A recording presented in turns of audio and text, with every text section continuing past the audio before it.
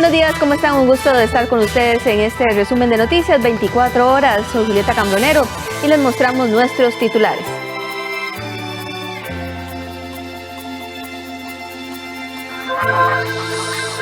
Patronos podrán anular temporalmente la suspensión de los contratos para funcionar en fases de apertura.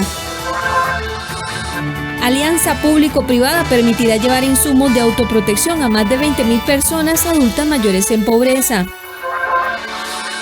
Abogado del presidente Carlos Alvarado indicó que el mandatario pagó todos los gastos de su familia en el viaje que realizó el pasado fin de semana. México firmó convenios con 2 farmacéuticas chinas y una estadounidense para realizar ensayos clínicos de una posible vacuna contra la COVID-19. Ayer miércoles salió publicado el decreto ejecutivo en donde el Ministerio de Trabajo aclara la posibilidad con que cuentan los empleados de anular temporalmente la suspensión de los contratos de trabajo dentro de los periodos en donde se dictan las fases de cierre y apertura según la orden sanitaria. Por esta razón, un patrono puede tener suspendido a sus trabajadores durante la fase de cierre y posteriormente solicitar que se suspenda temporalmente esa medida durante la apertura y luego nuevamente en el cierre pedir que se aplique la suspensión. Eso sí, siempre y cuando se cumplan con requisitos. El Ministerio de Trabajo lo que está autorizando a partir de hoy es que los patronos que tienen en trámite o bien ya tienen aprobada una suspensión de los contratos de trabajo puedan regresar temporalmente a labores siempre que así el gobierno haya autorizado para dicha actividad una apertura de acuerdo con lo que nosotros hemos conocido como el baile y el martillo. Lo que el patrono tiene que hacer es cumplir con 2 requisitos. 1, avisar con 48 horas de antelación a los trabajadores sobre esta reactivación y el plazo que va a durar la misma. Y 2, avisarle en los 3 días siguientes a la reanudación al Ministerio de Trabajo de esta decisión. Una alianza público-privada permitirá llevar insumos de autoprotección a más de 20.000 personas adultas mayores en pobreza. El Consejo Nacional de la Persona Adulta Mayor CONAPAN, en alianza con la Asociación de Aseguradoras Privadas de Costa Rica, dieron entrega de 20.000 kits de protección a personas adultas mayores en condición de pobreza y pobreza extrema, beneficiarias del programa Red de Cuidado para Personas Adultas Mayores. Cada kit se compone por una careta, una solución especial para su limpieza, alcohol en gel y material gráfico con información para prevenir el contagio del virus, sobre todo en la población adulta mayor en sus hogares y comunidades. ¿Qué hemos hecho? Bueno, uno de los ejes es precisamente entregar de caretas protectoras, 20.000 caretas protectoras, a las personas adultas mayores a través de las 54 redes de cuidado que doña Teresita ahora nos mencionaba. Esto se ha hecho pues también con las manos de los voluntarios de cada aseguradora, 11 compañías de seguros, cerca de casi 100 personas han colaborado en esta mecánica de entrega de las caretas protectoras. Durante la conferencia de prensa, el Consejo Nacional del Adulto Mayor también anunció que solo durante los meses que llevamos de la pandemia, la entidad ha reubicado a 52 personas adultas mayores abandonadas. No bajan de 200 personas las personas abandonadas en hospitales, más de 115 personas, y también abandonadas en otras situaciones también hay más personas. Hemos estado trabajando intensamente, pero durante varios meses, precisamente para reubicar estas personas que se encuentran en hospitales.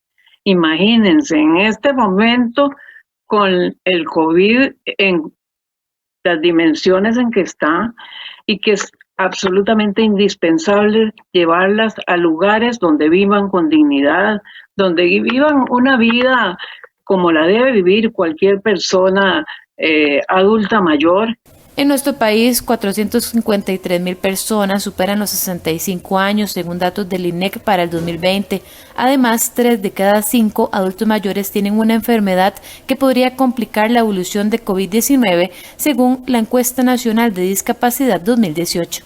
Casos totales de COVID en Costa Rica hasta el día 11 de agosto son 24.508. Casos de personas adultas mayores hasta el día 11 de agosto son 1.567. Casos de personas adultas mayores en total fallecidas son 255, 92 mujeres y 173 hombres. En los hogares de larga estancia con COVID tenemos 11 lugares. 6 de San José, 2 de Heredia y 3 de Alajuela. Y el total de personas adultas mayores fallecidas que tanto lamentamos en hogares de larga estancia son 13 personas. Esta iniciativa público-privada Escudo Solidario pretende generar un impacto positivo en la sociedad en relación con el compromiso y apoyo hacia las personas adultas mayores ante la amenaza que representa la segunda ola de contagios de la COVID-19. El próximo sábado 15 de agosto es el Día de las Madres y en Costa Rica Noticias quisimos contarle historias de mamás que salvan vidas o que ayudan en el proceso contra la COVID-19 en los diferentes hospitales del país. Ingrid Castro es la madre de un niño de 5 años, pero además es enfermera de la Unidad de Cuidados Intensivos del Hospital San Juan de Dios. Ella cuida y da servicio a pacientes graves con COVID-19. Pero además acompaña a su hijo en clases virtuales de materno y juega diariamente con él. Ella asegura que ha cambiado al 100% su rutina y ha debido explicarle a su pequeño que mamá tiene que llegar primero a bañarse antes de poder abrazarla o darle un beso. Se tornó un poco estresante, también había mucha incertidumbre, ¿verdad? Porque uno no sabía qué iba a pasar con todo esto, pero más que todo, y pues el temor y el miedo, ¿verdad? De andar trayendo el virus a la casa. En mi caso, que yo tengo pues a mi hijo de 5 años, que es un niño pequeño todavía, exponerlo, ¿verdad? Pero evidentemente pues tuvimos que armarnos de protocolos también aquí en la casa, ¿verdad? Yo principalmente, que era como la que salía más y la que estaba súper expuesta, ¿verdad? Entonces, pues hacer un protocolo, ¿verdad? De que yo llego, entro por detrás de la casa, que me quito los zapatos, la ropa la echo de una vez en agua jabonosa, me cambio y paso al baño, ¿verdad? Mi hijo no puede tocarme hasta que yo ya no me bañe, porque evidentemente a mí me da mucho temor, ¿verdad? Que por alguna razón uno hasta sea portador y sea asintomático. Castro, quien lleva 10 años de ser enfermera en la Caja Costarricense del Seguro Social, señala que su hijo ha debido aprender a convivir con una madre expuesta al virus. Yo le explico, o sea, desde que ya terminaron las clases, a ellos ya les venían como dando una pequeña orientación la maestra, ¿verdad? Como que ya los tenía un poquito pues educados en eso, ¿verdad? Entonces ya él llegaba y saludaba con el codo y esas cuestiones, ¿verdad? Entonces, pero yo digamos, como tengo ya 10 años de ser enfermera, siempre he tratado como de mantener esa línea de distancia un poco y enseñarle a él, explicarle, porque bueno, pues ahora con lo de la pandemia, pero antes pues en la unidad de cuidados intensivos uno ve de todo, ¿verdad? Hay bacterias, hay, bueno, cualquier sinfín de cosas, ¿verdad? Que también uno se puede contaminar y lo puede traer a su casa. Ella le envía un mensaje a todas las madres que este año vivirán un Día de la Madre diferente. Felicitar a todas las mamás, ¿verdad? Porque solo el hecho de dar vida es algo increíble y maravilloso, es una gran bendición de Dios. Bueno, pues ahora estamos en este tema de la pandemia, ha sido un contexto bastante complicado para todos, mamás, papás, abuelos, todos, ¿verdad? Pero lo principal es seguir cuidándonos, ¿verdad? Seguir cumpliendo con los protocolos, con las normas, seguir cuidando a los chicos, ¿verdad? Porque hasta el momento no hay como un alto índice de niños enfermos, pero la idea no es llegar a eso, ¿verdad? Vamos para un pico que es el pico más alto que viene para septiembre, entonces pues hay que cuidarse todo lo que se pueda, ¿verdad? Y pedirle a Dios que esto vaya pasando, ¿verdad? Como madre y como enfermera, ella asegura que está en una tarea compleja, pero ambas la realiza con vocación y amor para poder dar lo mejor de sí misma.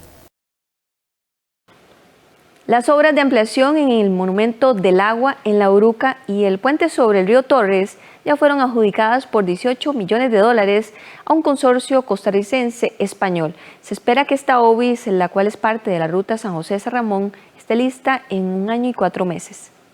El consorcio costarricense español H. Solís y TPF Getinsa Euroestudios fueron adjudicados para el diseño y construcción de las obras de ampliación del intercambio de circunvalación a la altura del Monumento del Agua y del puente sobre el río Torres. Estas obras forman parte del segundo lote del programa de obras impostergables conocido como OBIS en la ruta San José-San Ramón. Se trata de la construcción de 2 nuevas vías colectoras de 2 carriles cada una con sus respectivos puentes. Además, la demolición del puente existente y la construcción de uno nuevo sobre Ruta 1. La reconstrucción de las conexiones de intercambio ya existentes, lo que daría forma a nuevos intercambios entre Circunvalación y la General Cañas, que quedarían de 10 carriles, 5 por sentido. La tarde de ayer el Fideicomiso Ruta 1 anunció la adjudicación del lote 2 de obras impostergables correspondientes a la ampliación de la carretera San José-San Ramón. Este segundo lote de obras contempla la ampliación de circunvalación a la altura del Monumento al Agua y también la ampliación del puente sobre el río Torres.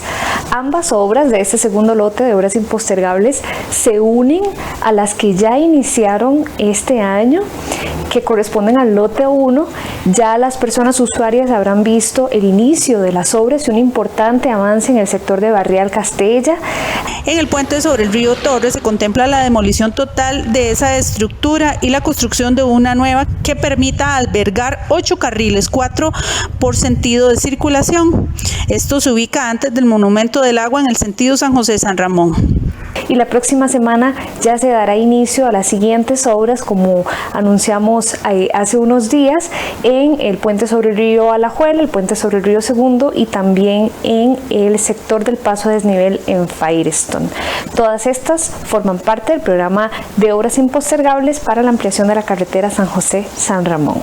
El costo de toda la obra civil es cercano a los $18 millones y será fondeado mediante los aportes realizados por el MOP Conavia al patrimonio del Fideicomiso Ruta 1, por lo que dichas inversiones no serán cargadas a las tarifas de peaje que se le cobrará a los usuarios del corredor vial. En lo que va del año, el OIJ reporta el incremento de más de 45% en las denuncias por hurtos dentro de las unidades de autobús. El descuido de los usuarios les permite a los delincuentes sustraer el celular o las billeteras. La tensión que la pandemia genera en la mayoría de las personas parece ser muy bien aprovechado por los delincuentes. El OIJ reportó que durante los 5 meses que lleva el país en la atención de la misma, los hurtos en autobús incrementaron en un 45%. De acuerdo con el jefe de la sección de hurtos del OIJ, las personas dejaron de ser más cuidadosos cuando suben a las unidades de autobús y le pierden de vista al cuidado de sus pertenencias. Suben al bus, empiezan a ver su teléfono celular, a ver noticias, se guardan el celular y nunca observan a las personas que están alrededor en su entorno, ¿verdad? Lo que nos está afectando. ¿Por qué? Porque esas personas que están alrededor lo que están haciendo es viendo dónde fue que usted guardó su aparato celular para después sustraerlo. Evidentemente, el sector de transporte público no se encuentra exento a la ola de violencia que atraviesa el país, donde hemos tenido un incremento importante, sobre todo en el tema de robos y asaltos.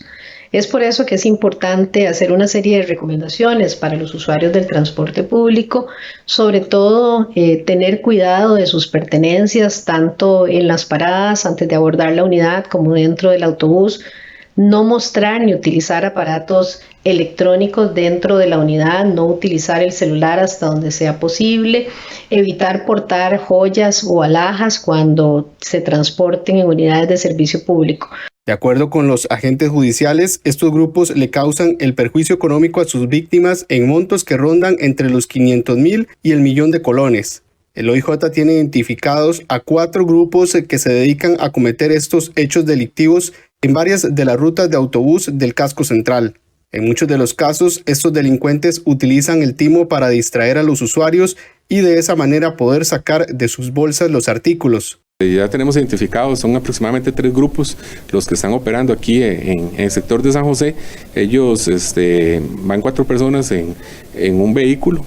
De esas 4 personas, 3 ingresan al autobús. Uno es el que tira las monedas o o la llave, el medicamento, los anteojos en las gradas del autobús, impidiendo, en las gradas o en el pasadizo, impidiendo que la persona baje, mientras los otros dos compañeros, uno saca el celular y se lo pasa al que va atrás, ¿verdad? De estas personas ya se han remitido en varias ocasiones al Ministerio Público.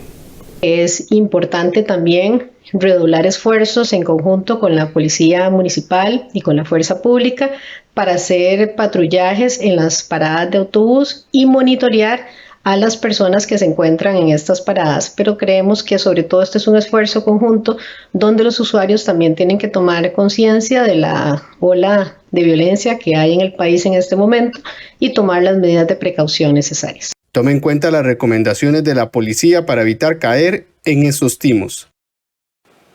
Esta mañana en la sección de animales en libertad le presentamos al bilby mayor. Es un marsupial con fuertes garras que usa para capturar su comida y cavar sus madrigueras.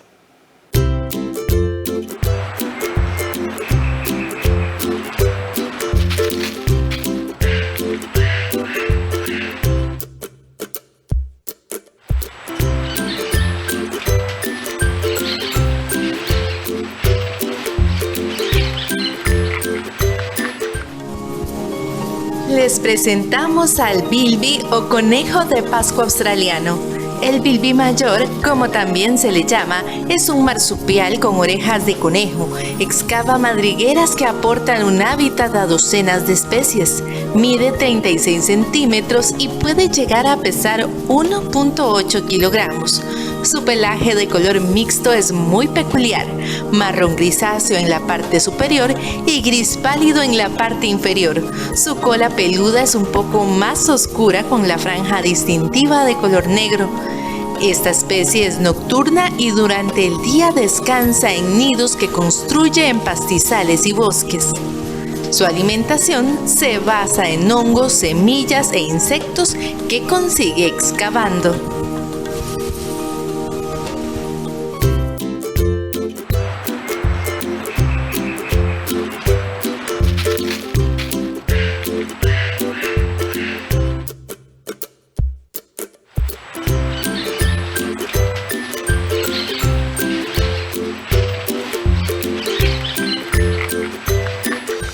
Hacemos nuestra primera pausa, ya venimos.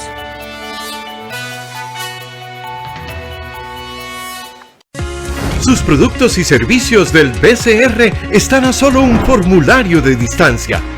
Aquí podrá solicitar la clave dinámica, apertura de cuentas, ahorro automático, solicitar su tarjeta de crédito, entre otros. Solo complete el formulario en bancobcr.com o en la app BCR Móvil desde la comodidad de su casa. Somos el Banco de Costa Rica. Quédese en casa.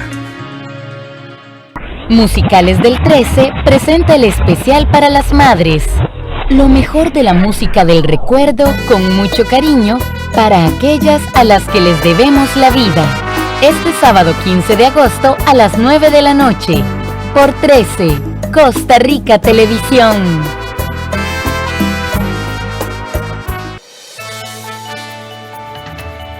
Gracias por continuar con 24 horas en noticias. Rodolfo Brenes, abogado del presidente Carlos Alvarado, indicó que el mandatario pagó todos los gastos de su familia en el viaje que realizó el pasado fin de semana, incluyendo los costos operativos del vuelo privado en el que se trasladó. Brenes dijo que la investigación que abrió el Ministerio Público es precipitada. El abogado del presidente de la República, Rodolfo Brenes, calificó de desafortunada y precipitada la investigación del Ministerio Público contra el mandatario por supuesto enriquecimiento ilícito. Según Brenes, el presidente pagó todos los gastos del viaje con su familia, lo cual no es irregular ni un delito. No existe absolutamente ningún delito porque no hay nada irregular en que el señor presidente de la República haga un viaje con su familia en el cual él cubre absolutamente todos sus gastos. De manera que nos parece una decisión muy desafortunada, precipitada, irreflexiva de parte del Ministerio Público querer investigar al señor presidente por el hecho de haberse ido a tomar unos días de descanso con su familia, cubriendo todos sus gastos. Sobre la falta de un permiso de uso comercial de la aeronave, el abogado agregó que ese fue un vuelo privado que pertenece a una sociedad de la cual forma parte el ministro André Garnier, y lo que el presidente le reembolsó a Garnier fueron parte de los gastos operativos del vuelo. El vuelo, primero hay que aclarar, es un vuelo privado. El helicóptero pertenece a una sociedad de la cual es socio el señor ministro, don André Garnier. En esa condición él tiene derecho a utilizar el helicóptero para vuelos privados, pero todo vuelo genera gastos operativos que cada uno de los socios reembolsa a la sociedad. Entonces, don André debe reembolsar a la sociedad de la que es socio los costos operativos del vuelo. Es un vuelo privado que no es comercial, que no se está alquilando. Y precisamente para que no se diga de ningún modo que el señor presidente está recibiendo una donación o un viaje gratuito, es que don Carlos le indicó a don André que aceptaría ir a ese viaje, pero él asumiendo todos sus gastos. Según el abogado experto en materia penal, Egual Acuña, el delito de enriquecimiento ilícito se atribuye exclusivamente a los funcionarios públicos, quienes tienen el deber de no enriquecerse ni obtener beneficios por el ejercicio de su función.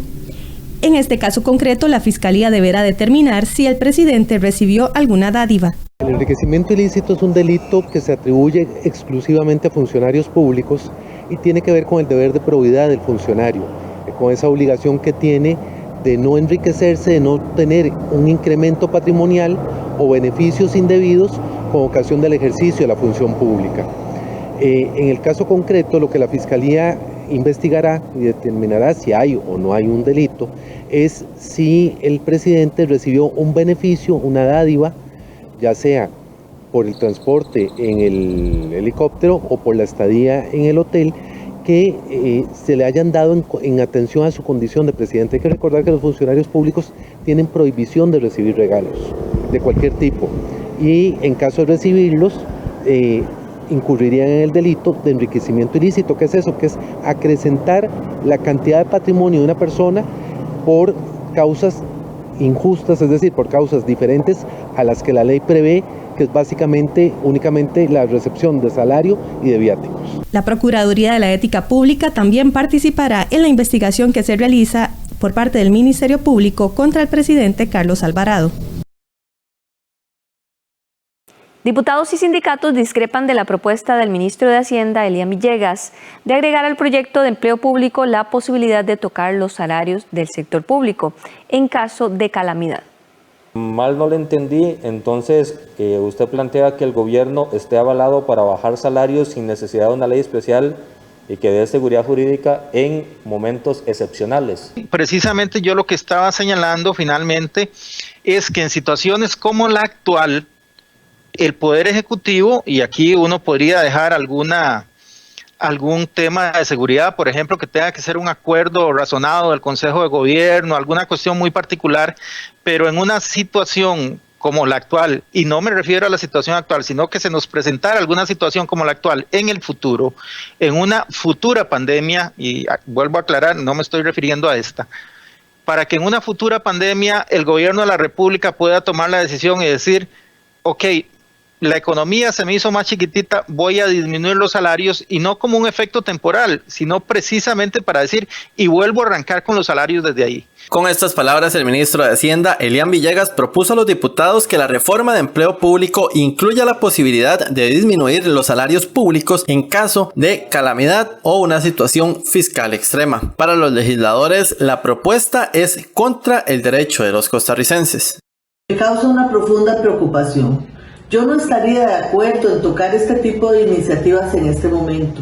Costa Rica en otra circunstancia tenía gobiernos abocados y preocupados por el bienestar general, por el bien común, por generar oportunidades. Este gobierno se ha caracterizado por la ausencia de propuestas para la reactivación económica, para generar empleo, para generar emprendimientos, para generar un bienestar social que le dé seguridad a los costarricenses.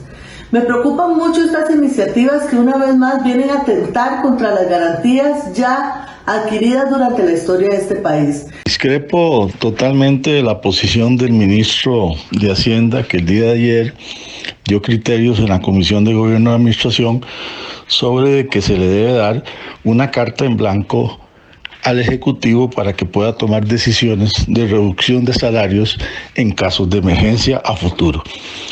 La Constitución política garantiza un sistema de pesos y contrapesos y para eso debe haber una situación y una información al pueblo costarricense. Otro grupo que expresó su enojo con la propuesta fueron algunos sindicatos, quienes aseguran es amenazante. Además, también los sindicatos hicieron referencia a otro planteamiento del jerarca que tiene que ver con que se pueda permitir una mayor flexibilidad para modificar las jornadas laborales y el tamaño de la planilla. Siguen por esa peligrosa senda de provocar la confrontación social abierta. Están jugando con fuego. Hubiéramos preferido que el ministro de Hacienda anunciara al menos las primeras medidas para controlar los espantosos niveles de fraude fiscal, de evasión tributaria, de elusión impositiva y la fiesta inenarrable de las exenciones y las exoneraciones. De ninguna forma vamos a permitir que el sector sea empobrecido con una jornada que reduzca en un 15% su acción laboral.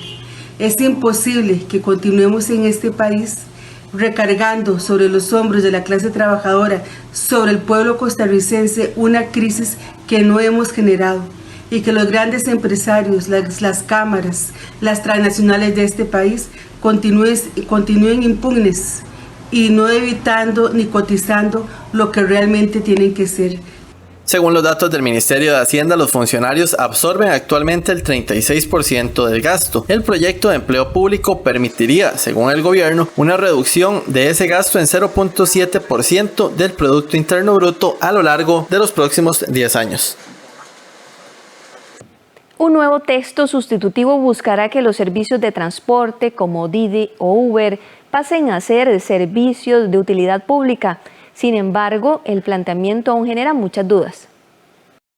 El diputado del Partido Unidad Social Cristiana, Pablo Heriberto Abarca, presentó un nuevo texto sustitutivo al proyecto de ley que pretende regular las plataformas de transporte digital como lo son Uber y Didi. Postergado durante muchísimo tiempo una cancha dispareja. A una gente está muy regulada y otra gente está muy desregulada. Hay gente que tiene hoy una concesión del Estado y eso hay que respetarlo y resolverlo, y hay gente también que está en la informalidad y está en una situación de injusticia a los dos sectores.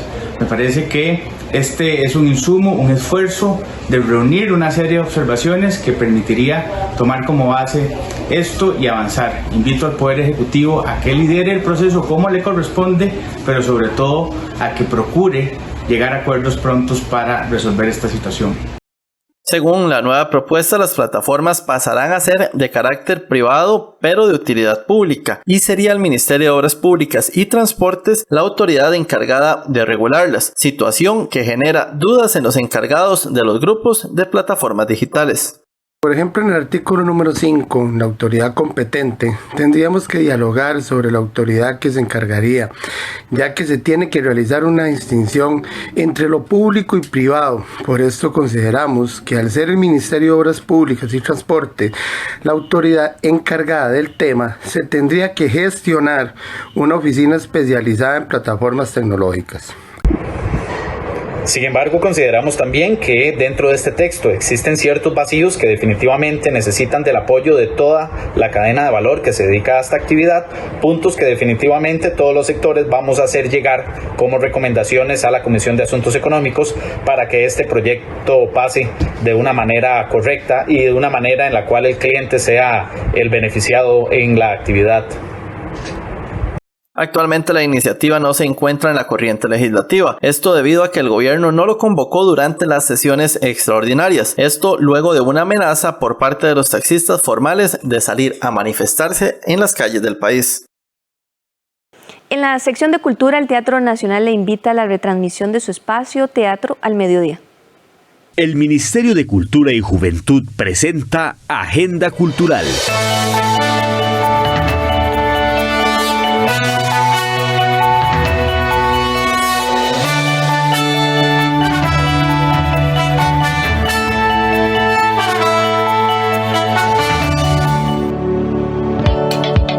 El Centro de la Cultura Cartaginesa lo invita a disfrutar de la programación de la 6ª Jornada Cultural La Puebla de los Pardos 2020. Danza, música y conversatorios forman parte de las actividades que durante el mes de agosto se realizarán en el marco de esta jornada. Para este miércoles 12 de agosto, usted podrá apreciar la presentación de las danzas afro Mix and Culture a partir de las 6 de la tarde en el Facebook Live del Centro de la Cultura Cartaginesa. En conmemoración del mes de la cultura afrodescendiente, la Biblioteca Nacional y la Cátedra de Estudios de África y el Caribe de la Universidad de Costa Rica lo invitan a participar del conversatorio Metáforas de la Identidad Negra en la Ciudadanía Costarricense. El conversatorio estará a cargo de la historiadora Diana Senior Angulo y Carmen Hutchinson Miller, y será el jueves 13 de agosto a las 4:30 de la tarde a través de la plataforma Zoom. Para participar debe inscribirse al correo electrónico bibliotecanacional@sinavi.go.cr o al teléfono 2211-4320. El Teatro Nacional les invita a disfrutar de la retransmisión de espectáculos de su espacio Teatro al Mediodía. Para esta semana, usted podrá disfrutar de la presentación de Elena y la Orquesta Lunar, el viernes 14 de agosto a las 6 de la tarde en Facebook Teatro Nacional de Costa Rica e Instagram teatronacional.cr. El Ministerio de Cultura y Juventud presentó Agenda Cultural.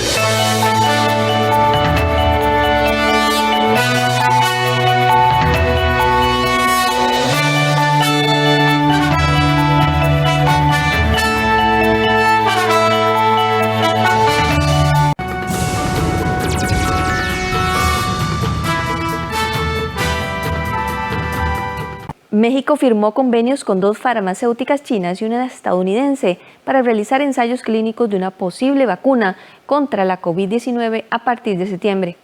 ¿De cuáles son los avances en las tareas a cargo del... El gobierno mexicano anunció el martes que firmó convenios con farmacéuticas para realizar ensayos clínicos de una posible vacuna contra la COVID-19.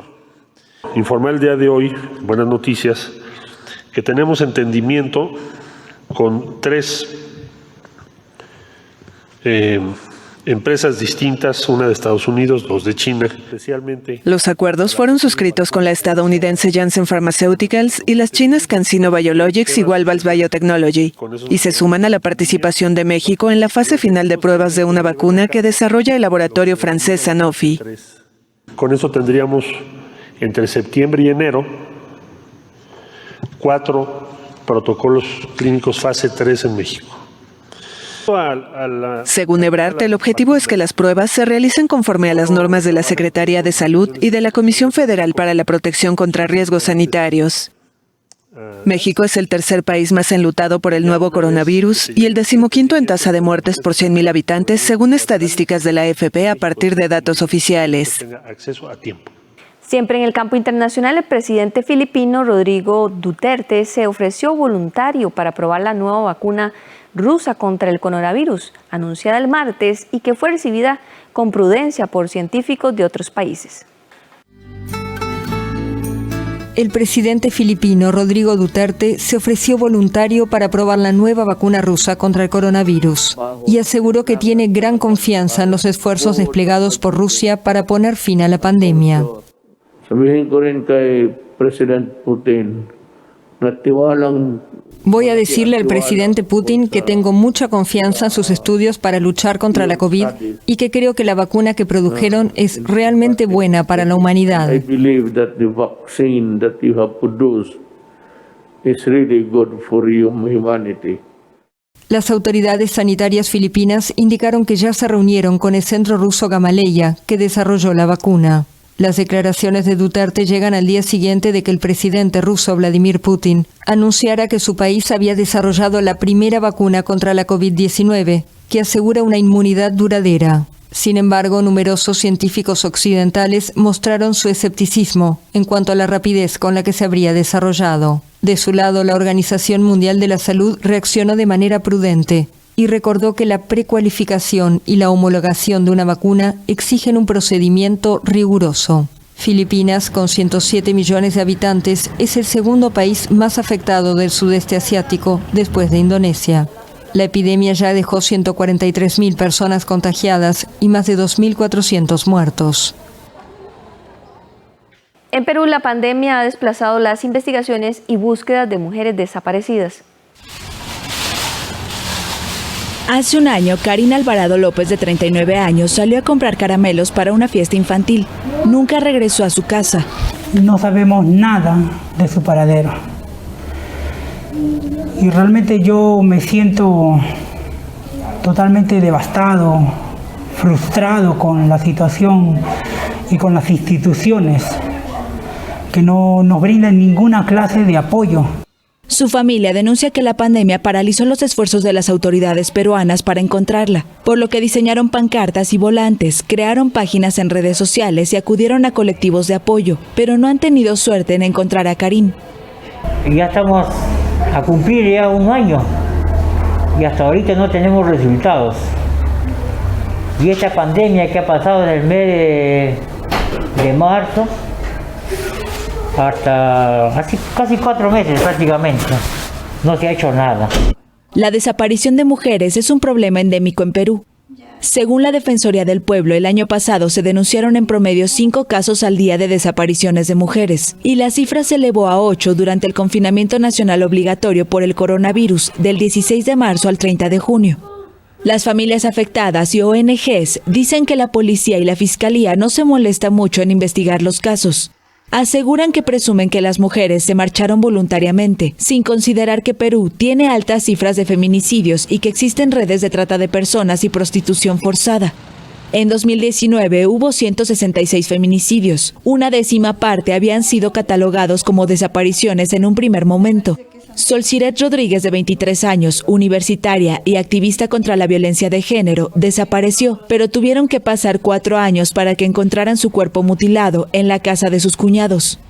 Una desaparición es un feminicidio, señor, o una trata de personas. Ya no es que se fue por voluntad propia, ya no. Hoy en día es una nueva forma de quitarle la vida a una mujer.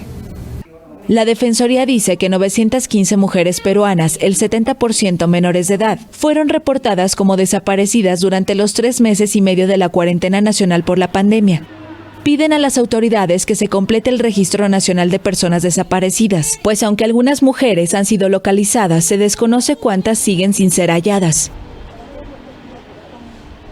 El presidente de Brasil, Jair Bolsonaro, calificó de mentira el hecho de que los incendios estén devastando la parte de la Amazónica, a pesar de que los datos de su propio gobierno muestran un aumento en el número de fuegos forestales en dicha región.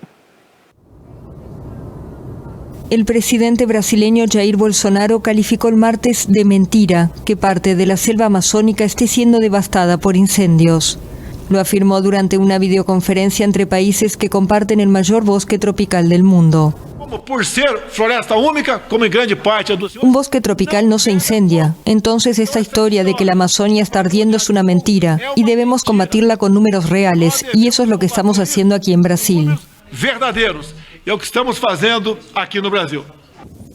Sin embargo, los datos satelitales del oficial Instituto Nacional de Investigaciones Espaciales muestran que los incendios forestales en la Amazonia brasileña aumentaron el mes pasado en un 28% respecto a julio de 2019. Activistas medioambientales acusan a Bolsonaro de fomentar la deforestación, con sus llamados a abrir la selva a la actividad agrícola y la industria. Bajo presión internacional, el mandatario envió al ejército a combatir los incendios y declaró un veto a la práctica, y asegura que sus medidas están surtiendo efecto. En julio de este año, comparado con julio del año pasado, notamos una disminución del 28% en la deforestación o incendios en la región, pero aún así se nos critica. Después de todo, Brasil es una potencia en el agro. Las amenazas existen sobre nosotros todo el tiempo. Y lamentablemente algunos brasileños trabajan en contra nuestro en este tema. A pesar de ese dato positivo, la deforestación en la Amazonia brasileña alcanzó un nuevo récord en los primeros 7 meses del año, según los datos del INPE. una nueva pausa y ya volvemos con más.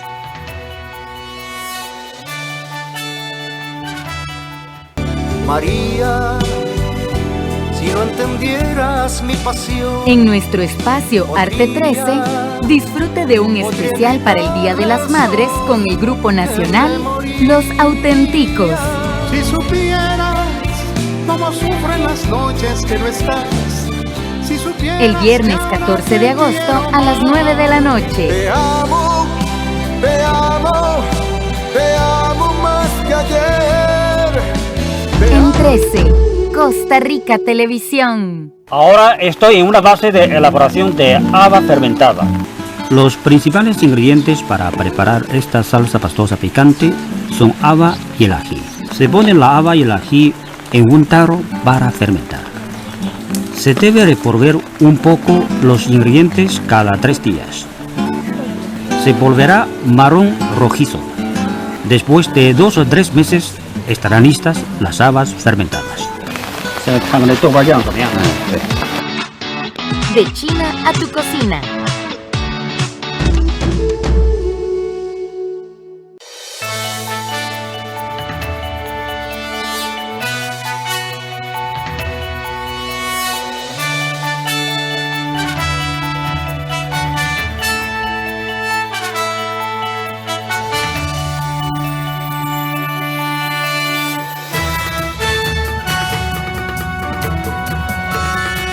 Hola, muy buenos días, ¿cómo están? Un gusto de estar con ustedes en este resumen de noticias 24 horas. Soy Julieta Cambronero y les mostramos nuestros titulares.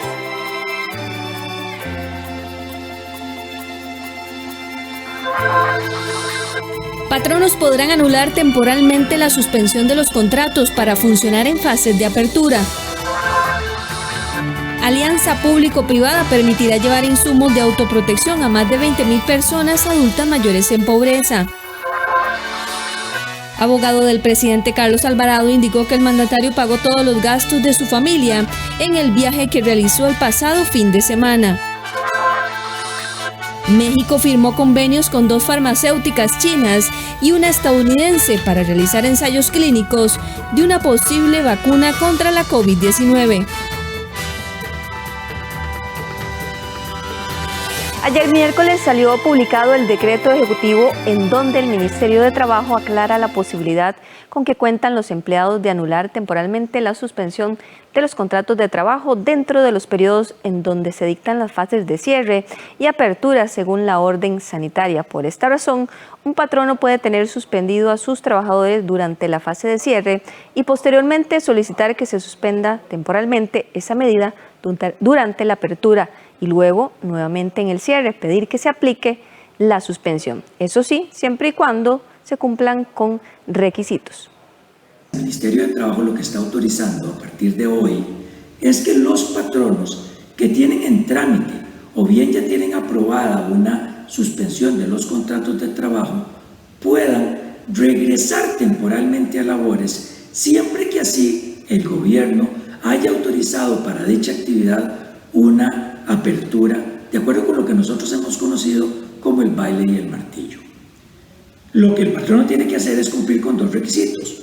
1, avisar con 48 horas de antelación a los trabajadores sobre esta reactivación y el plazo que va a durar la misma. Y 2, avisarle en los 3 días siguientes a la reanudación al Ministerio de Trabajo de esta decisión. Una alianza público-privada permitirá llevar insumos de autoprotección a más de 20.000 personas adultas mayores en pobreza. El Consejo Nacional de la Persona Adulta Mayor CONAPAN, en alianza con la Asociación de Aseguradoras Privadas de Costa Rica, dieron entrega de 20.000 kits de protección a personas adultas mayores en condición de pobreza y pobreza extrema, beneficiarias del programa Red de Cuidado para Personas Adultas Mayores. Cada kit se compone por una careta, una solución especial para su limpieza, alcohol en gel y material gráfico con información para prevenir el contagio del virus, sobre todo en la población adulta mayor en sus hogares y comunidades. ¿Qué hemos hecho? Bueno, uno de los ejes es precisamente entregar de caretas protectoras, 20.000 caretas protectoras, a las personas adultas mayores a través de las 54 redes de cuidado que doña Teresita ahora nos mencionaba. Esto se ha hecho pues también con las manos de los voluntarios de cada aseguradora, 11 compañías de seguros. Cerca de casi 100 personas han colaborado en esta mecánica de entrega de las caretas protectoras. Durante la conferencia de prensa, el Consejo Nacional del Adulto Mayor también anunció que solo durante los meses que llevamos de la pandemia, la entidad ha reubicado a 52 personas adultas mayores abandonadas. No bajan de 200 personas las personas abandonadas en hospitales, más de 115 personas, y también abandonadas en otras situaciones también hay más personas. Hemos estado trabajando intensamente, pero durante varios meses, precisamente para reubicar estas personas que se encuentran en hospitales. Imagínense, en este momento, con el COVID en las dimensiones en que está, y que es absolutamente indispensable llevarlas a lugares donde vivan con dignidad, donde vivan una vida como la debe vivir cualquier persona adulta mayor. En nuestro país, 453.000 personas superan los 65 años, según datos del INEC para el 2020. Además, 3 de cada 5 adultos mayores tienen una enfermedad que podría complicar la evolución de COVID-19, según la Encuesta Nacional de Discapacidad 2018. Casos totales de COVID en Costa Rica hasta el día 11 de agosto son 24.508. Casos de personas adultas mayores hasta el día 11 de agosto son 1.567. Casos de personas adultas mayores en total fallecidas son 255, 92 mujeres y 173 hombres. En los hogares de larga estancia con COVID tenemos 11 lugares. 6 de San José, 2 de Heredia y 3 de Alajuela. Y el total de personas adultas mayores fallecidas que tanto lamentamos en hogares de larga estancia son 13 personas. Esta iniciativa público-privada Escudo Solidario pretende generar un impacto positivo en la sociedad en relación con el compromiso y apoyo hacia las personas adultas mayores ante la amenaza que representa la segunda ola de contagios de la COVID-19. El próximo sábado 15 de agosto es el Día de las Madres y en Costa Rica Noticias quisimos contarle historias de mamás que salvan vidas o que ayudan en el proceso contra la COVID-19 en los diferentes hospitales del país. Ingrid Castro es la madre de un niño de 5 años, pero además es enfermera de la Unidad de Cuidados Intensivos del Hospital San Juan de Dios. Ella cuida y da servicio a pacientes graves con COVID-19. Pero además acompaña a su hijo en clases virtuales de materno y juega diariamente con él. Ella asegura que ha cambiado al 100% su rutina y ha debido explicarle a su pequeño que mamá tiene que llegar primero a bañarse antes de poder abrazarla o darle un beso. Se tornó un poco estresante, también había mucha incertidumbre, ¿verdad? Porque uno no sabía qué iba a pasar con todo esto, pero más que todo, y pues el temor y el miedo, ¿verdad? De andar trayendo el virus a la casa. En mi caso, que yo tengo pues a mi hijo de 5 años, que es un niño pequeño todavía, exponerlo, ¿verdad? Pero evidentemente pues tuvimos que armarnos de protocolos también aquí en la casa, ¿verdad? Yo principalmente, que era como la que salía más y la que estaba súper expuesta, ¿verdad? Entonces, pues hacer un protocolo, ¿verdad? De que yo llego, entro por detrás de la casa, que me quito los zapatos, la ropa la echo de una vez en agua jabonosa, me cambio y paso al baño, ¿verdad? Mi hijo no puede tocarme hasta que yo ya no me bañe, porque evidentemente a mí me da mucho temor, ¿verdad? Que por alguna razón uno hasta sea portador y sea asintomático. Castro, quien lleva 10 años de ser enfermera en la Caja Costarricense del Seguro Social, señala que su hijo ha debido aprender a convivir con una madre expuesta al virus. Yo le explico, o sea, desde que ya terminaron las clases, a ellos ya les venían como dando una pequeña orientación la maestra, ¿verdad? Como que ya los tenía un poquito pues educados en eso, ¿verdad? Entonces ya él llegaba y saludaba con el codo y esas cuestiones, ¿verdad? Entonces, pero yo, digamos, y como tengo ya 10 años de ser enfermera, siempre he tratado como de mantener esa línea de distancia un poco y enseñarle a él, explicarle, porque bueno, pues ahora con lo de la pandemia, pero antes pues en la unidad de cuidados intensivos uno ve de todo, ¿verdad? Hay bacterias, hay, bueno, cualquier sinfín de cosas, ¿verdad? Que también uno se puede contaminar y lo puede traer a su casa. Ella le envía un mensaje a todas las madres que este año vivirán un Día de la Madre diferente. Felicitar a todas las mamás, ¿verdad? Porque solo el hecho de dar vida es algo increíble y maravilloso, es una gran bendición de Dios. Bueno, pues ahora estamos en este tema de la pandemia, ha sido un contexto bastante complicado para todos, mamás, papás, abuelos, todos, ¿verdad? Pero lo principal es seguir cuidándonos, ¿verdad? Seguir cumpliendo con los protocolos, con las normas, seguir cuidando a los chicos, ¿verdad? Porque hasta el momento no hay como un alto índice de niños enfermos, pero la idea no es llegar a eso, ¿verdad? Vamos para un pico que es el pico más alto que viene para septiembre, entonces pues hay que cuidarse todo lo que se pueda, ¿verdad? Y pedirle a Dios que esto vaya pasando, ¿verdad? Como madre y como enfermera, ella asegura que está en una tarea compleja, pero ambas la realiza con vocación y amor para poder dar lo mejor de sí misma.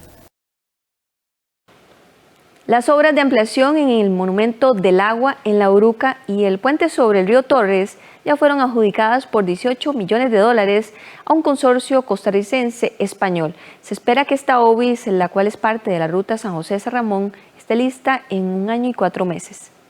El consorcio costarricense español H. Solís y TPF Getinsa Euroestudios fueron adjudicados para el diseño y construcción de las obras de ampliación del intercambio de circunvalación a la altura del Monumento del Agua y del puente sobre el río Torres. Estas obras forman parte del segundo lote del programa de obras impostergables conocido como OBIS en la ruta San José-San Ramón. Se trata de la construcción de 2 nuevas vías colectoras de 2 carriles cada una con sus respectivos puentes. Además, la demolición del puente existente y la construcción de uno nuevo sobre Ruta 1. La reconstrucción de las conexiones de intercambio ya existentes, lo que daría forma a nuevos intercambios entre Circunvalación y la General Cañas, que quedarían de 10 carriles, 5 por sentido. La tarde de ayer el Fideicomiso Ruta 1 anunció la adjudicación del lote 2 de obras impostergables correspondientes a la ampliación de la carretera San José-San Ramón. Este segundo lote de obras contempla la ampliación de circunvalación a la altura del Monumento al Agua y también la ampliación del puente sobre el río Torres. Ambas obras de este segundo lote de obras impostergables se unen a las que ya iniciaron este año, que corresponden al lote 1. Ya las personas usuarias habrán visto el inicio de las obras y un importante avance en el sector de Barrial Castella. En el puente sobre el río Torres se contempla la demolición total de esa estructura y la construcción de una nueva que permita albergar 8 carriles, 4 por sentido de circulación. Esto se ubica antes del Monumento del Agua en el sentido San José-San Ramón. Y la próxima semana ya se dará inicio a las siguientes obras, como anunciamos hace unos días, en el puente sobre el río Alajuela, el puente sobre el río Segundo y también en el sector del paso a desnivel en Firestone. Todas estas forman parte del programa de obras impostergables para la ampliación de la carretera San José-San Ramón. El costo de toda la obra civil es cercano a los $18 millones y será fondeado mediante los aportes realizados por el MOP Conavia al patrimonio del Fideicomiso Ruta 1, por lo que dichas inversiones no serán cargadas a las tarifas de peaje que se le cobrará a los usuarios del corredor vial. En lo que va del año, el OIJ reporta el incremento de más de 45% en las denuncias por hurtos dentro de las unidades de autobús. El descuido de los usuarios les permite a los delincuentes sustraer el celular o las billeteras. La tensión que la pandemia genera en la mayoría de las personas parece ser muy bien aprovechado por los delincuentes. El OIJ reportó que durante los 5 meses que lleva el país en la atención de la misma, los hurtos en autobús incrementaron en un 45%. De acuerdo con el jefe de la sección de hurtos del OIJ, las personas dejaron de ser más cuidadosos cuando suben a las unidades de autobús y le pierden de vista al cuidado de sus pertenencias.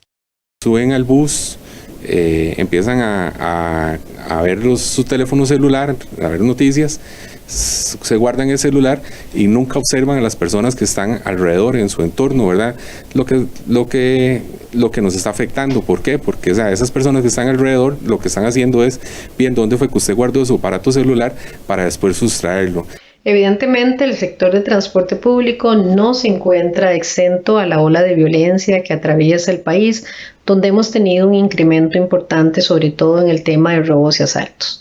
Es por eso que es importante hacer una serie de recomendaciones para los usuarios del transporte público, sobre todo tener cuidado de sus pertenencias, tanto en las paradas antes de abordar la unidad como dentro del autobús, no mostrar ni utilizar aparatos electrónicos dentro de la unidad, no utilizar el celular hasta donde sea posible, evitar portar joyas o alhajas cuando se transporten en unidades de servicio público. De acuerdo con los agentes judiciales, estos grupos le causan el perjuicio económico a sus víctimas en montos que rondan entre los 500.000 y el millón de colones. El OIJ tiene identificados a 4 grupos que se dedican a cometer estos hechos delictivos en varias de las rutas de autobús del casco central. En muchos de los casos, estos delincuentes utilizan el timo para distraer a los usuarios y de esa manera poder sacar de sus bolsas los artículos. Ya tenemos identificados, son aproximadamente 3 grupos los que están operando aquí en el sector de San José. Ellos van 4 personas en un vehículo. De esas 4 personas, 3 ingresan al autobús. Uno es el que tira las monedas o la llave, el medicamento, los anteojos en las gradas del autobús, impidiendo, en el pasadizo, impidiendo que la persona baje, mientras los otros 2 compañeros, uno saca el celular y se lo pasa al que va atrás, ¿verdad? De estas personas ya se han remitido en varias ocasiones al Ministerio Público. Es importante también redoblar esfuerzos en conjunto con la Policía Municipal y con la Fuerza Pública para hacer patrullajes en las paradas de autobús y monitorear a las personas que se encuentran en estas paradas. Pero creemos que sobre todo este es un esfuerzo conjunto donde los usuarios también tienen que tomar conciencia de la ola de violencia que hay en el país en este momento y tomar las medidas de precaución necesarias. Tome en cuenta las recomendaciones de la policía para evitar caer en esos timos. Esta mañana en la sección de animales en libertad le presentamos al bilby mayor. Es un marsupial con fuertes garras que usa para capturar su comida y cavar sus madrigueras.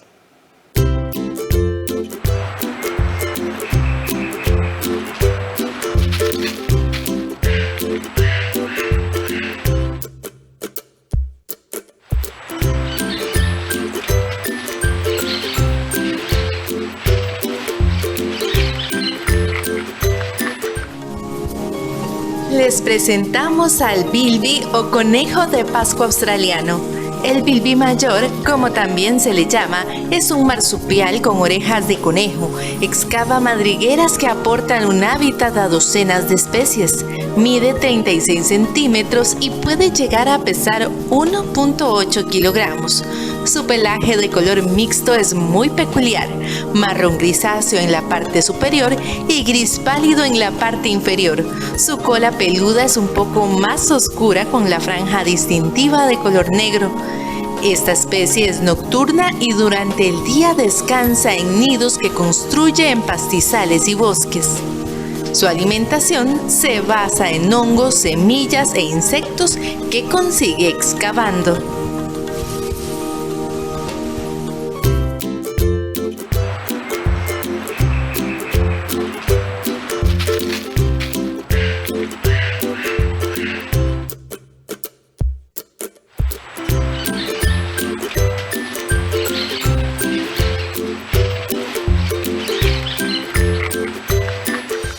Hacemos nuestra primera pausa, ya venimos.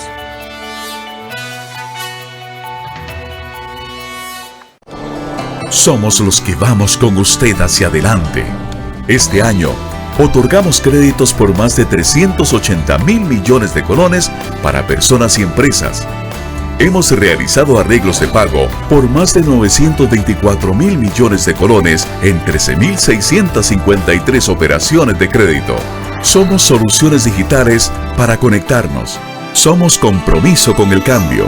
Somos el Banco de Costa Rica. Este mes de agosto, como homenaje a la cultura afrocostarricense, en el espacio Documentales UNED, presentamos Ferguson, el trovador de Cahuita. Walter Ferguson, uno de los cantautores más importantes de Limón y nuestro país. Yo me gustaba mucho el calipso. Cuando yo hacía un calipso, yo hacía con mucho boom. La gente me dice, cántame un calipso. Yo canto. El 26 de agosto a las 9:30 de la noche. El 29 a las 7 de la mañana y 4 de la tarde. Y el domingo 30 de agosto a las 4:30 de la tarde.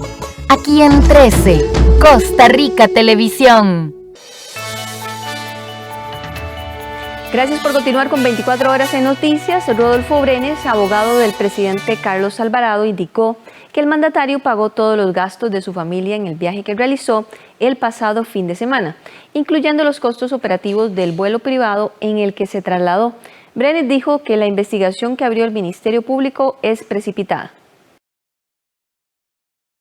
El abogado del presidente de la República, Rodolfo Brenes, calificó de desafortunada y precipitada la investigación del Ministerio Público contra el mandatario por supuesto enriquecimiento ilícito. Según Brenes, el presidente pagó todos los gastos del viaje con su familia, lo cual no es irregular ni un delito.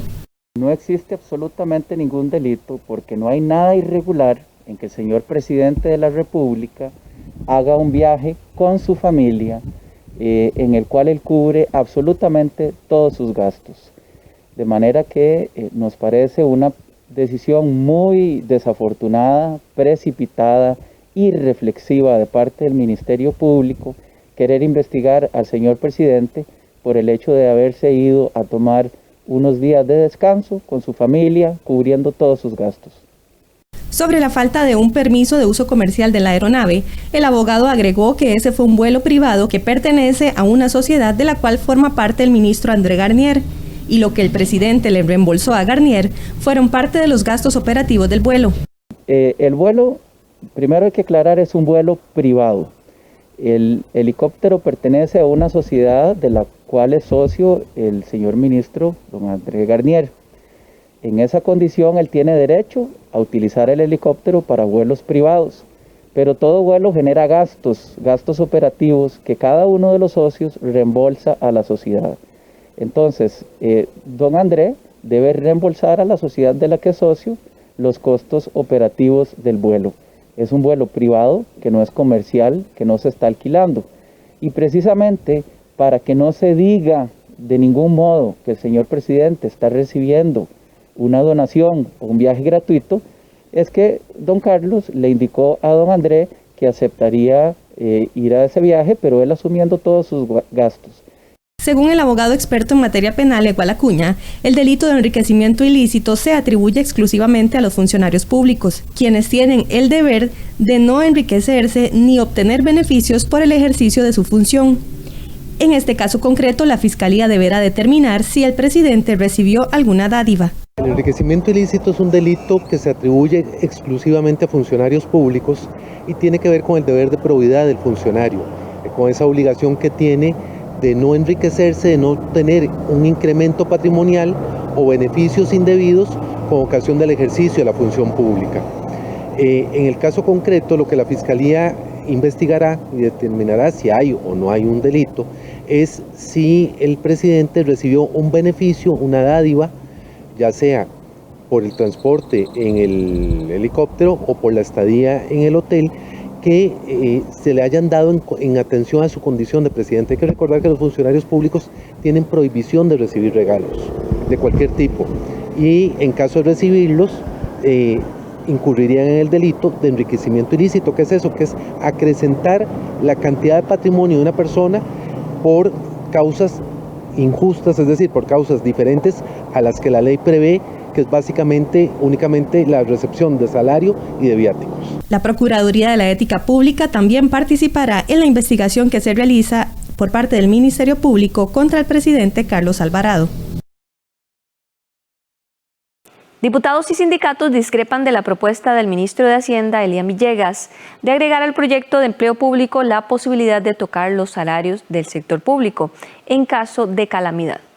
Mal no le entendí, entonces usted plantea que el gobierno esté avalado para bajar salarios sin necesidad de una ley especial y que dé seguridad jurídica en momentos excepcionales. Precisamente yo lo que estaba señalando finalmente es que en situaciones como la actual, el Poder Ejecutivo, y aquí uno podría dejar algún tema de seguridad, por ejemplo, que tenga que ser un acuerdo razonado del Consejo de Gobierno, alguna cuestión muy particular, pero en una situación como la actual, y no me refiero a la situación actual, sino que se nos presentara alguna situación como la actual en el futuro, en una futura pandemia, y vuelvo a aclarar, no me estoy refiriendo a esta, para que en una futura pandemia el gobierno de la República pueda tomar la decisión y decir, ok, la economía se me hizo más chiquitita, voy a disminuir los salarios, y no como un efecto temporal, sino precisamente para decir, y vuelvo a arrancar con los salarios desde ahí. Con estas palabras, el ministro de Hacienda, Elian Villegas, propuso a los diputados que la reforma de empleo público incluya la posibilidad de disminuir los salarios públicos en caso de calamidad o una situación fiscal extrema. Para los legisladores, la propuesta es contra el derecho de los costarricenses. Me causa una profunda preocupación. Yo no estaría de acuerdo en tocar este tipo de iniciativas en este momento. Costa Rica en otra circunstancia tenía gobiernos abocados y preocupados por el bienestar general, por el bien común, por generar oportunidades. Este gobierno se ha caracterizado por la ausencia de propuestas para la reactivación económica, para generar empleo, para generar emprendimientos, para generar un bienestar social que le dé seguridad a los costarricenses. Me preocupan mucho estas iniciativas que una vez más vienen a atentar contra las garantías ya adquiridas durante la historia de este país. Discrepo totalmente de la posición del ministro de Hacienda, que el día de ayer dio criterios en la Comisión de Gobierno y Administración sobre que se le debe dar una carta en blanco al Ejecutivo para que pueda tomar decisiones de reducción de salarios en casos de emergencia a futuro.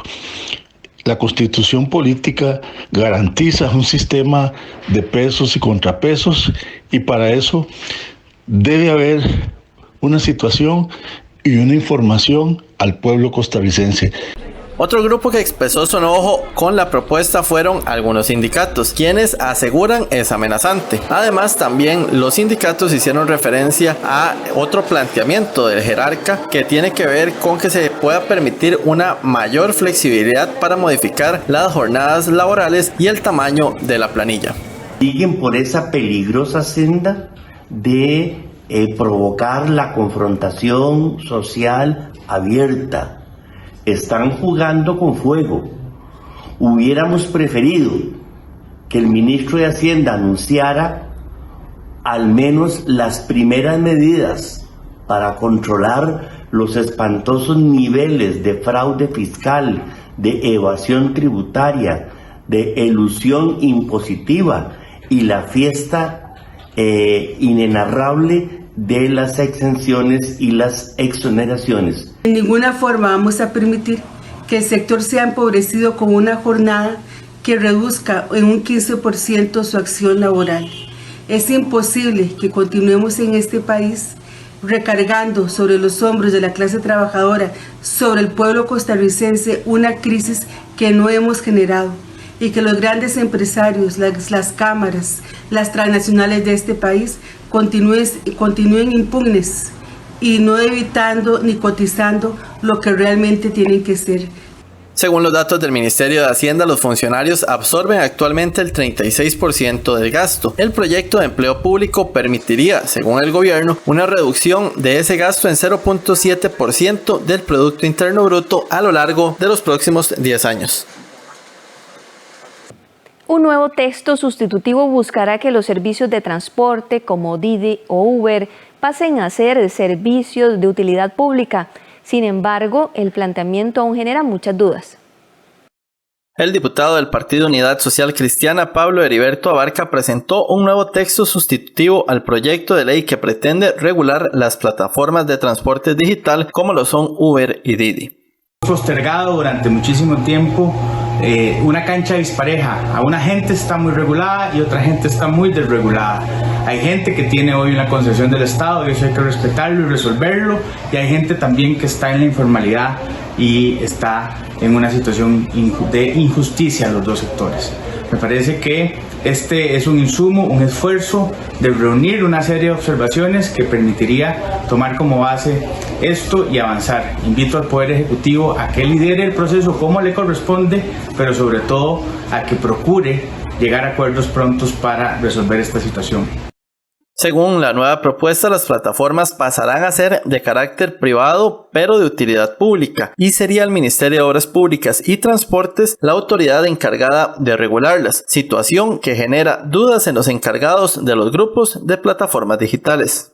Por ejemplo, en el artículo número 5, la autoridad competente, tendríamos que dialogar sobre la autoridad que se encargaría, ya que se tiene que realizar una distinción entre lo público y privado. Por esto consideramos que al ser el Ministerio de Obras Públicas y Transporte la autoridad encargada del tema, se tendría que gestionar una oficina especializada en plataformas tecnológicas. Sin embargo, consideramos también que dentro de este texto existen ciertos vacíos que definitivamente necesitan del apoyo de toda la cadena de valor que se dedica a esta actividad, puntos que definitivamente todos los sectores vamos a hacer llegar como recomendaciones a la Comisión de Asuntos Económicos para que este proyecto pase de una manera correcta y de una manera en la cual el cliente sea el beneficiado en la actividad. Actualmente la iniciativa no se encuentra en la corriente legislativa, esto debido a que el gobierno no lo convocó durante las sesiones extraordinarias, esto luego de una amenaza por parte de los taxistas formales de salir a manifestarse en las calles del país. En la sección de cultura, el Teatro Nacional le invita a la retransmisión de su espacio Teatro al Mediodía. El Ministerio de Cultura y Juventud presenta Agenda Cultural.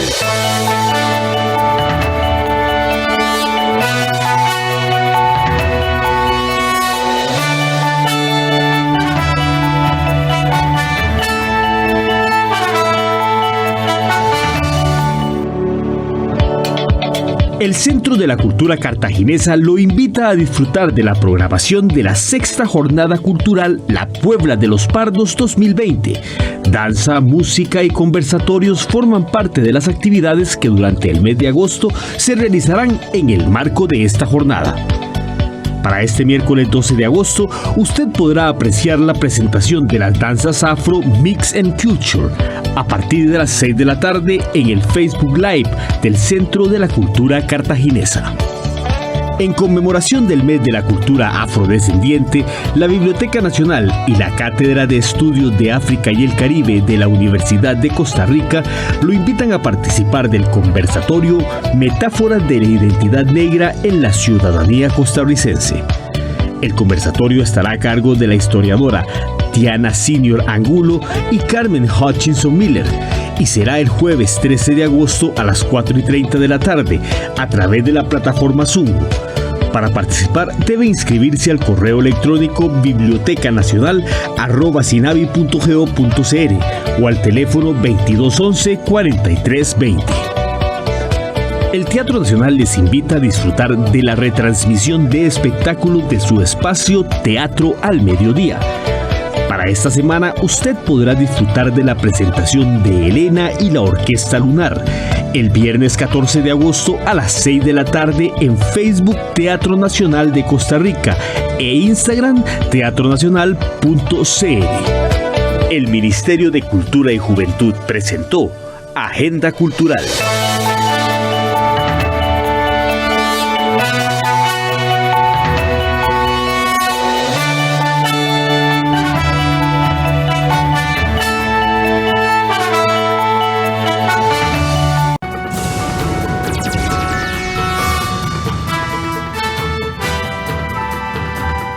México firmó convenios con 2 farmacéuticas chinas y una estadounidense para realizar ensayos clínicos de una posible vacuna contra la COVID-19 a partir de septiembre.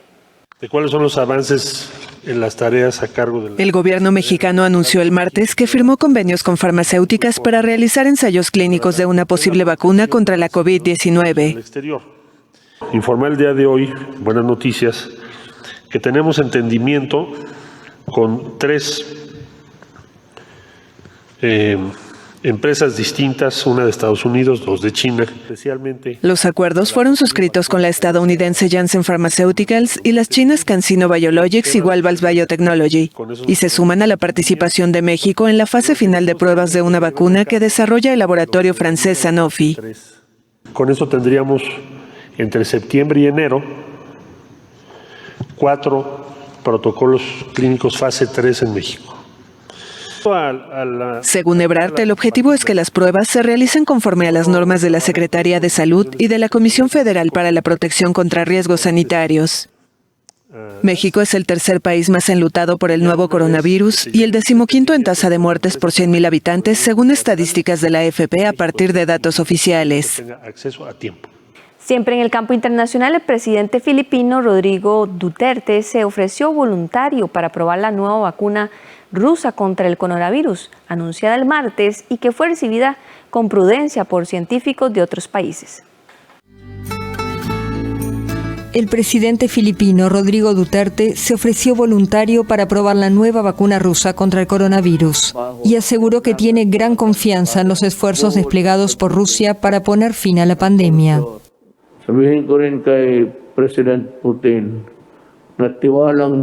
Voy a decirle al presidente Putin que tengo mucha confianza en sus estudios para luchar contra la COVID y que creo que la vacuna que produjeron es realmente buena para la humanidad.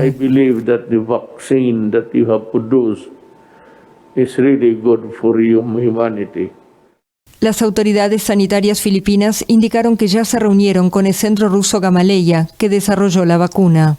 Las declaraciones de Duterte llegan al día siguiente de que el presidente ruso Vladimir Putin anunciara que su país había desarrollado la primera vacuna contra la COVID-19, que asegura una inmunidad duradera. Sin embargo, numerosos científicos occidentales mostraron su escepticismo en cuanto a la rapidez con la que se habría desarrollado. De su lado, la Organización Mundial de la Salud reaccionó de manera prudente y recordó que la precualificación y la homologación de una vacuna exigen un procedimiento riguroso. Filipinas, con 107 millones de habitantes, es el segundo país más afectado del sudeste asiático después de Indonesia. La epidemia ya dejó 143.000 personas contagiadas y más de 2.400 muertos. En Perú, la pandemia ha desplazado las investigaciones y búsquedas de mujeres desaparecidas. Hace un año, Karina Alvarado López, de 39 años, salió a comprar caramelos para una fiesta infantil. Nunca regresó a su casa.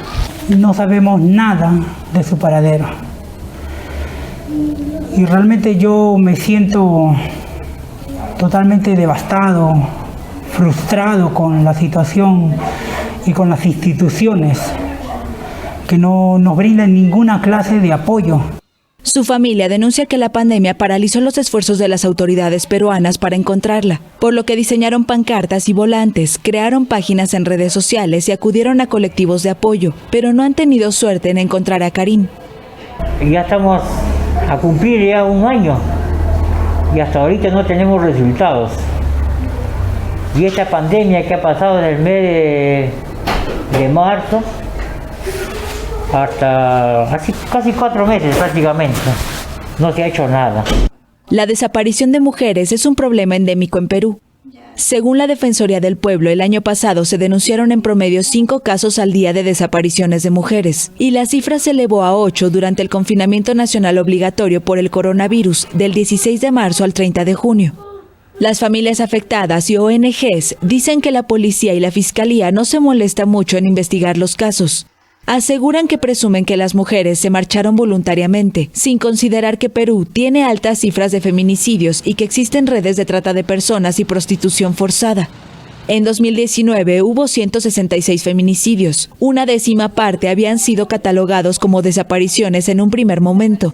Solciret Rodríguez, de 23 años, universitaria y activista contra la violencia de género, desapareció, pero tuvieron que pasar 4 años para que encontraran su cuerpo mutilado en la casa de sus cuñados. Una desaparición es un feminicidio, señor, o una trata de personas. Ya no es que se fue por voluntad propia, ya no. Hoy en día es una nueva forma de quitarle la vida a una mujer. La Defensoría dice que 915 mujeres peruanas, el 70% menores de edad, fueron reportadas como desaparecidas durante los 3 meses y medio de la cuarentena nacional por la pandemia. Piden a las autoridades que se complete el Registro Nacional de Personas Desaparecidas, pues aunque algunas mujeres han sido localizadas, se desconoce cuántas siguen sin ser halladas. El presidente de Brasil, Jair Bolsonaro, calificó de mentira el hecho de que los incendios estén devastando la parte de la Amazónica, a pesar de que los datos de su propio gobierno muestran un aumento en el número de fuegos forestales en dicha región. El presidente brasileño Jair Bolsonaro calificó el martes de mentira que parte de la selva amazónica esté siendo devastada por incendios. Lo afirmó durante una videoconferencia entre países que comparten el mayor bosque tropical del mundo.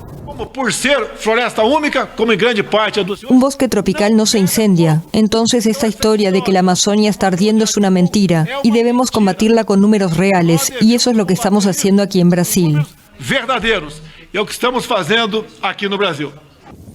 Sin embargo, los datos satelitales del oficial Instituto Nacional de Investigaciones Espaciales muestran que los incendios forestales en la Amazonia brasileña aumentaron el mes pasado en un 28% respecto a julio de 2019.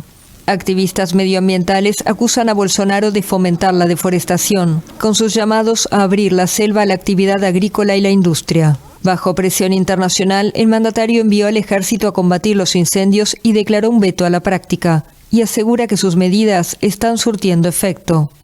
En julio de este año, comparado con julio del año pasado, notamos una disminución del 28% en la deforestación o incendios en la región, pero aún así se nos critica.